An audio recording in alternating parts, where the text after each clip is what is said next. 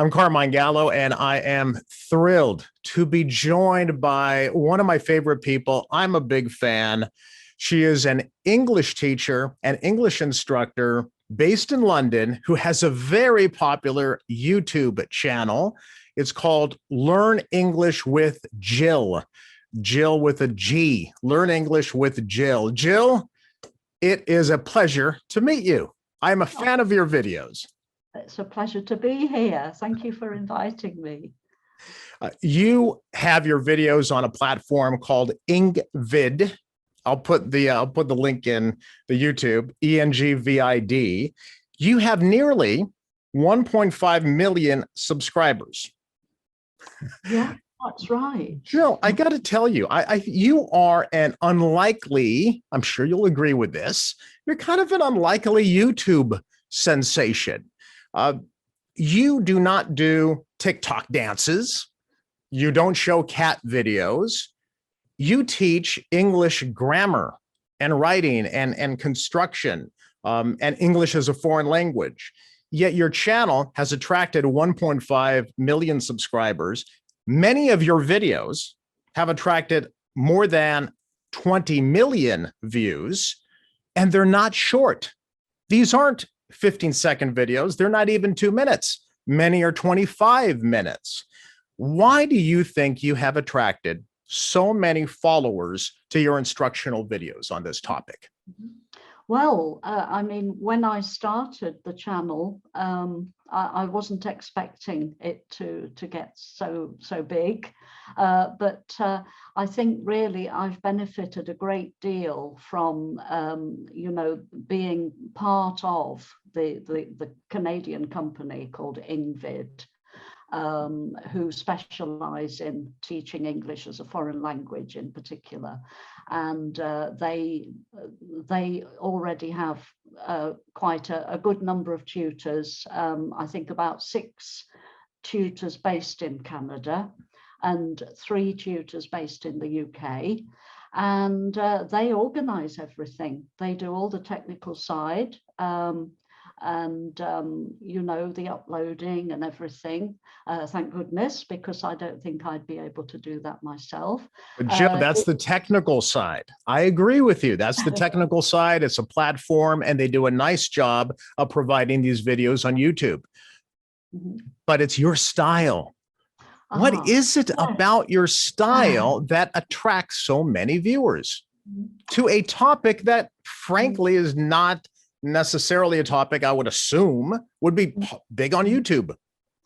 Well, I think that the fact that YouTube is obviously available in most countries all around the world, plus the fact that so many people all around the world want to learn English, or if they already speak English, they want to improve it. We have a ready-made audience just because of the subject that we're covering, So I'm not just being modest. I think that's the truth. People want to learn English. It's free. It's free on YouTube. They can just watch, and they can replay it if they want to.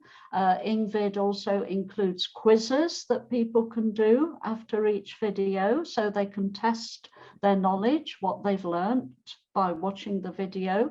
So it's a kind of, slightly interactive learning experience, which people don't have to pay for, and they do feel that they're learning, as they're watching. And me, I'm just being myself, really. I've got to the sort of age that I am that I just think, well, this is me. What you see is what you get. So I'm just being me. I'm not trying to be anybody else. So, maybe that makes a difference as well. I think it does. I'm glad you said that. There is something to be said about authenticity. Yeah. And I love the range of videos that you've been on. This is something that Ygritte, the woman, says to Jon Snow, the man, as they're walking along. You know nothing, Jon Snow. to learning the history of the English language, one of my personal favorites. So the Normans were French, and they invaded, they came across the Channel, they had a big battle near the south coast of Britain, and they won, so they took over. So the Norman invasion, that brought French for the first time, and some more Latin again. Speaking of French, can we get into some tips, strategies, advice for business professionals? And you know where I'm going with this, because you mentioned France and French and the Latin-based languages. I'd like to talk about simplicity.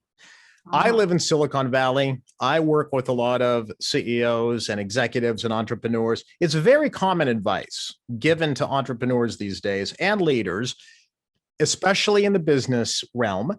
Keep your message simple. Simplify your writing. Simplify your message. They hear it all the time. KISS, keep it simple, stupid. I'd like to hear from you, English grammar expert. What does that mean to keep it simple? What's the best advice you can offer business professionals? Okay, so I'd say if you have a message to get across, don't overcomplicate it and try to put it in as few words as possible. I think sometimes people think if they're saying a long statement or they're writing a long sentence, some people think they will sound more impressive if they use more words, or if they use rather obscure words, difficult words. People will think, oh, aren't they clever? You know, oh, this person, I'm going to do business with them because they're obviously so clever. But I think the opposite is true. I think if you overcomplicate, you could put people off, and they think, oh, I don't get this person, and it may come across as being a bit false as well, not really straightforward, what you were saying earlier about being yourself. So I think the best thing is just to be yourself, get your message across as you might say to any family member or friend.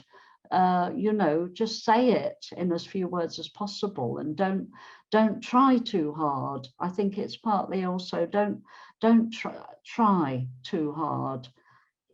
I think that trips people up because so many of us are taught to follow the rules of grammar, or you'll get your knuckles rapped if you don't follow the rules.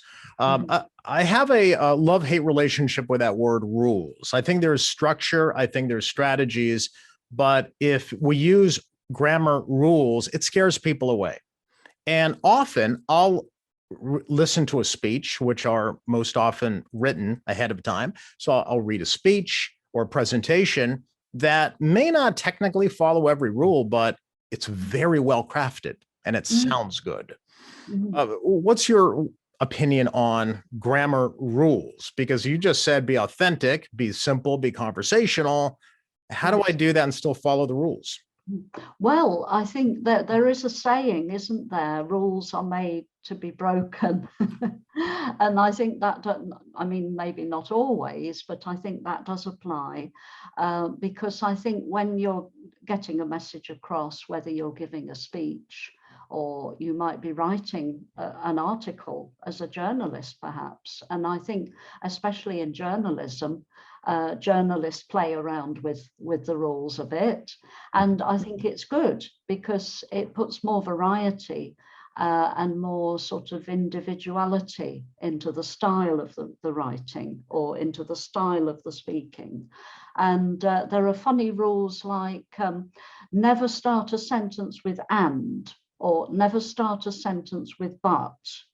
And that's okay in a general sense. But I think if you're giving a speech or if you're writing an article, I think you can do it, and another point is, and the and at the beginning of a sentence, it has an impact because it comes.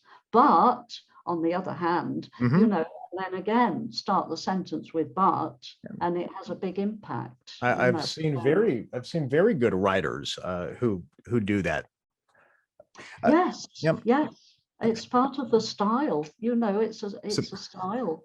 Speaking of the fact that you're UK based, I think I was inspired, especially in the area of writing, by Sir Winston Churchill. Yes. I don't think a lot of young people realize that if it wasn't for the power of his words, World War II may have turned out very differently. And so it goes back to, even historically, great leaders, inspiring leaders, people have moved the world forward, more often than not have been great communicators and strong writers. That's why I think it's more important than ever. But it's not something, writing and grammar, it isn't, you tell me, it's not something that is focused on, I think, in school, especially in upper levels or in business today. We don't talk about it that much. I would say when I was at school, I think I was very lucky to go to what was called a grammar school in this country, in the UK.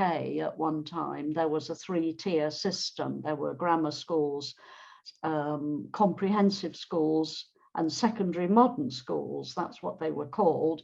But then around the time I left school, that system changed because it was felt by the new government to be elitist to have a 3-tier system, with the grammar schools being more academic, and then the comprehensive schools more general. Secondary modern schools were more to do with practical skills like woodwork for boys, metalwork for boys, cookery for girls. It was a different time. Gender split as well in those days. But I feel very, very lucky that I went to a grammar school when there were such things as grammar schools.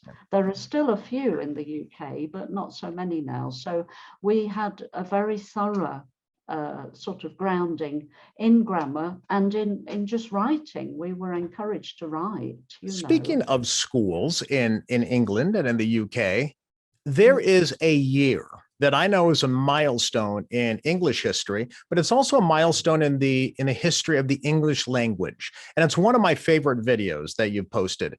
And the year is 1066. I argue that year and what happened in that year applies to business professionals today. But you're the historian, you're the English language historian. Can you please explain, why is 1066 a critical year in the history of the English language? Okay, well, it was when the Battle of Hastings took place, which happened when a whole load of French soldiers, a French army, came across the English Channel and landed on the south coast of the UK, of England.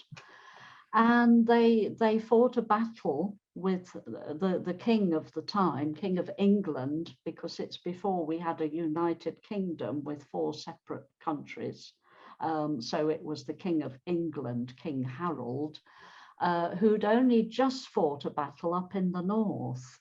So he and his army were pretty tired already from fighting and winning one battle. But when I don't know how they heard, but they heard that these French guys had arrived on the south coast, and they thought, oh my goodness, we've got to go and fight another set of people now. So they had a very, very long journey, probably marching mostly, some of them on horseback. And so they had this very long march to get to the south coast to fight the invading French.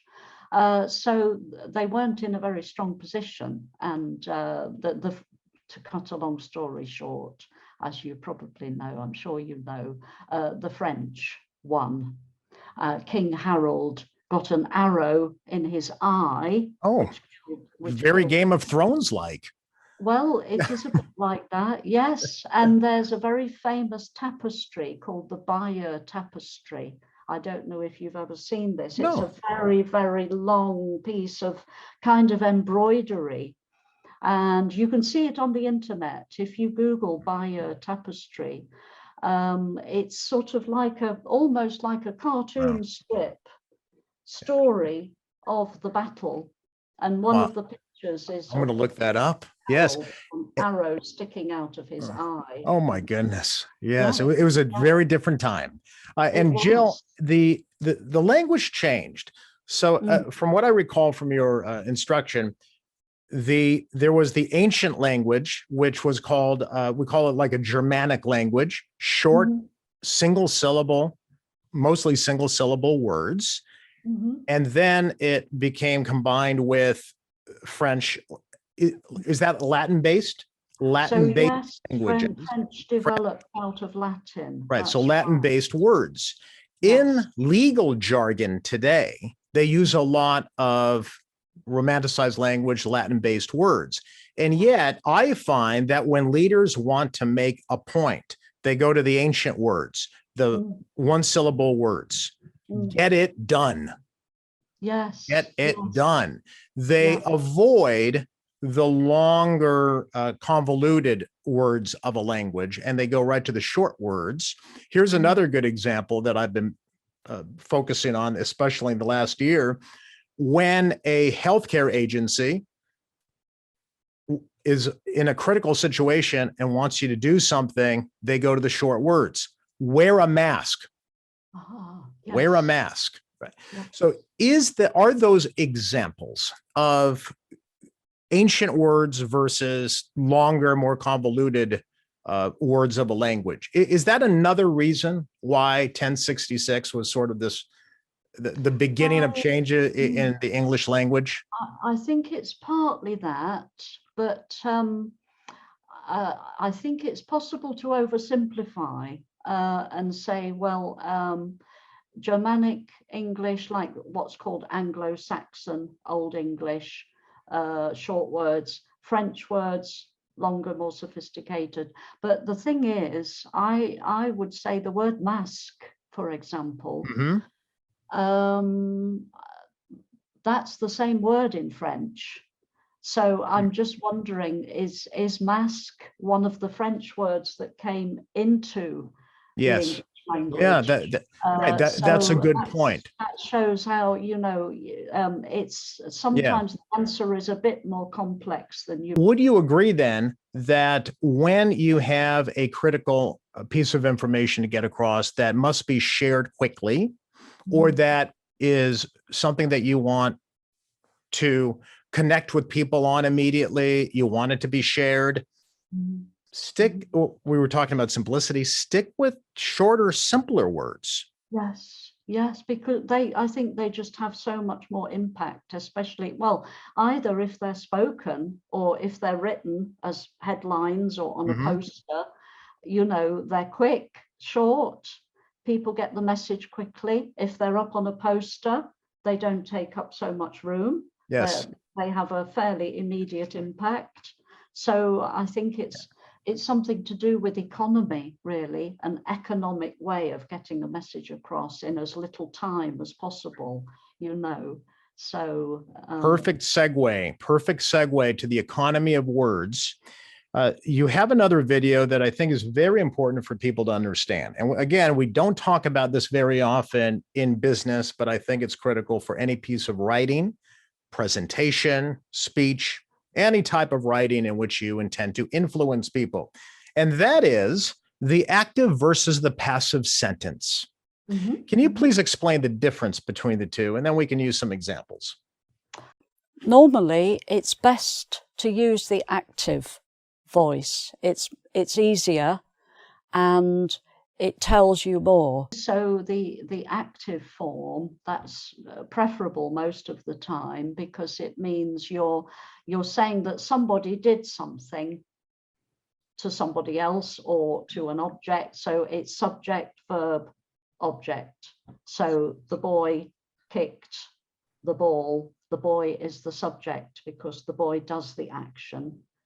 Kicked, that is the action, that's the verb. And then what did he kick? He kicked the ball. So the ball is the object. So, you know, so you get a clear picture in the right order, really. There's a boy and he kicks. Oh, what does he kick? The ball. You know, you could say, well, there's the boy and there's the ball and he kicks it. But then that takes a bit longer. Okay, so let's stick with that. Let's stick with that example because I think it's the most basic. What's wrong with saying the ball was kicked by the boy? I still understand what it means. It means exactly the same thing. But the ball was kicked by the boy is passive language, or that's a passive sentence. Yes. What's wrong with that? But why is the first preferable? Okay, well, so I would say it's not always the case that the passive form is wrong. Sometimes it's quite useful for various reasons. For example, if you don't know who the person is doing the action, you know, if I said my neighbor, well, if my neighbor comes and says my car has been stolen, did you see anybody? My car has been stolen. Obviously, they don't know who stole their car, so they can't say. They could say someone has stolen my car. They can just make it a someone. Yeah. Then, and really, the strongest part of that sentence is stolen. Yes. Yeah. And car, obviously. Yep. So okay. Expensive item, but from just general business writing, I think that the active sentence structure, like you said earlier, is an economy of words. It gets to the point in fewer words. Yes, and if you turn it round, as you were saying, you were asking, why can't you say that the ball was kicked by the boy? So in that particular example, and I think you have to take each example on its own terms to work out, does that sound good or does it sound a bit clumsy? You know, I'd say that's a bit clumsy to say the ball was kicked by the boy, because it seems unnecessary to put it that way round. You know, why is the ball? It's turning the ball into a subject, starting with the ball. The ball was what?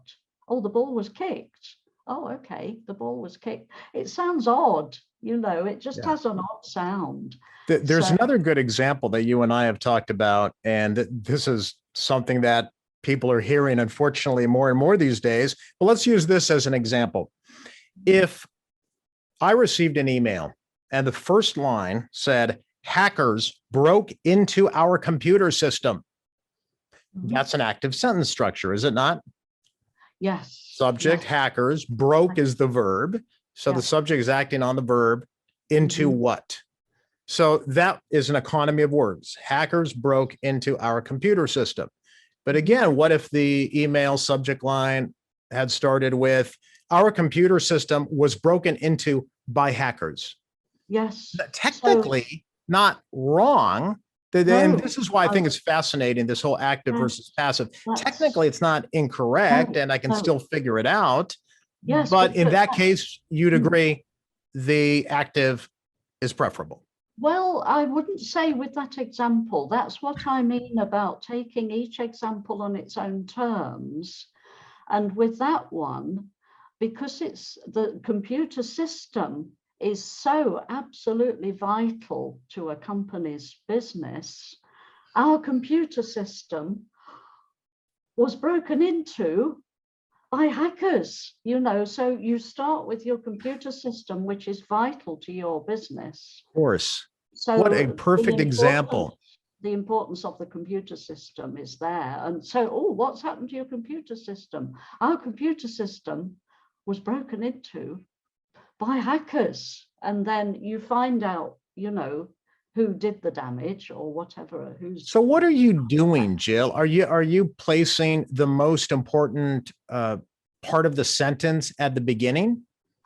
Yes, I think what you're doing, you're sort of giving the listener the most important bit of information. You're setting the context as early as possible. Our computer system is the subject of the sentence, because that's the focus, you know, it's so important, our computer system, and then the listener has in their mind a picture of the computer system and, oh, what's happened to your computer system then? Broken into by hackers. Oh no. So it's letting a little bit of information out a bit at a time in the most useful order, you know, hopefully the most useful order. Jill, this last part of the conversation reminds me that writing is a skill. It's an art, and we can always learn something, and we can always get better at it. Why is writing so difficult? Jerry Seinfeld, you know, the comedian, was on a podcast recently, and I love what he said. They asked him about writing, and he said, you know, it's really hard. It's like pushing a wheelbarrow full of bricks uphill in the mud. Yeah, I like that. Why is writing so difficult? Well, I know what you mean, because although I write stuff all the time, it's always difficult. I think, oh no, I've got to write something. Oh dear, because I think what it is, there are infinite possibilities when you start to write. You start a sentence with a word, and then the next word comes. And then, you know, you're having to make choices with every word. What shall I put next? And then you've done one sentence, and then you think, okay, so what would follow on logically from that then? It's just such, you know, infinite possibilities, and you're having to make very deliberate choices all the time. It's hard. It's really hard. And also because the English language has a very big vocabulary, there are often several words, all with the same meaning, but very slightly different connotations, some are more casual words, some are more sophisticated words. They might mean the same thing, but they have a slightly different effect on the style of what you're writing. So. I'm glad you brought that up, and I'm glad you acknowledge how difficult it is. There are a lot of people who I interact with, especially in the business community, senior leaders as well, and they'll say, I'm not a good writer, or writing is very difficult for me. Well, it's supposed to be difficult. It is not easy. And don't call yourself a bad writer. You've actually become a CEO of a company. So people understand and are moved by your words. You are successful in that way. You may not be Hemingway, and that's okay. We can all continue to learn every day. I've written 10 books, and I've been writing since I was in journalism school, right? Every day. I'm learning something. I just learned something in this conversation. Is that just sort of the process we need to understand, that writing is continuing evolution? You're going to continue to learn and get better. It's a skill. You can work at it. Yes, and I think also it's a bit like what we were talking about earlier about being yourself, because with writing, it's not a case of thinking, oh, I need to write like Hemingway, you know, your example. We can't all write like Hemingway, because, what would it be like, you know, of everybody writing in Hemingway style? Yeah, exactly. The great thing about writing is that each writer, hopefully, if they're a good professional writer, they develop their own voice, their own style. So I think as a writer, anyone who sees themselves as a professional writer, they need to have the confidence in their own style as a writer. You know, there's so many different styles in writing, and there isn't one correct style. It's all about, I think, individuality, and people, you know, being you know, just thinking, well, this is me, this is my style, that's me, you know, what you see is what you Thank you for giving us permission. Thank you for giving us permission to be ourselves and to write authentically. One last question, Jill. Do you believe, as I do, that writing and the skill of writing is as important, if not more important today than ever before, even in a world consumed with short text messages or on Slack, or just short nuggets of information? I think the skill of writing sets people apart. In my own profession, and when I work with executives and companies, people who can write a well-crafted email stand out. Folks who can structure strong sentences on a PowerPoint slide get noticed by the boss. A good speech, a good email. I think writing is more critical today than ever before. And yet, in business at least, we don't focus on it. Oh. What are your thoughts on that? Oh, well, I definitely believe that writing is, if you're just emailing a friend, even, to get the message across in the right tone of voice, to have a bit of sensitivity in what you're saying. You might be having to write to somebody who's just had a bad experience, and you want to sort of give them a bit of comfort or something. And, so anything you're writing, you're wanting to achieve something, otherwise you wouldn't be writing it in the first place. You're needing to make progress on something, or you're needing to say something to somebody because it's a necessary thing. So you need to do it as well as possible, really, and to be as effective as possible in the way you put the words together and your choice of words, and to have the right tone, whatever it's for, whether you need a friendly, informal tone or a business-like, efficient tone. And to have some humanity in it as well, not to sound like a machine, because we're all human still, we still need the human touch as well. That needs to be in there in the wording. So, if we want to be effective communicators, we need to balance all those things, Yeah. Excellent. Excellent. Thank you so much, Jill. It's very nice to meet you in person. I'm going to continue to learn from your videos, and I would encourage anyone in any field or in any level of any field, whether it's English as a foreign language, or if you would just like to improve your grammar and your style and your understanding of language, learn English with Jill. With a G. Learn English with Jill is where they can find you on YouTube, correct? That's right. Good. Yes. Excellent. Congratulations on all your success. Keep up those videos. I love them. You are a joy to speak to. Thank you, Jill. Thank you, Carmine. It's been a pleasure for me too. Thank you.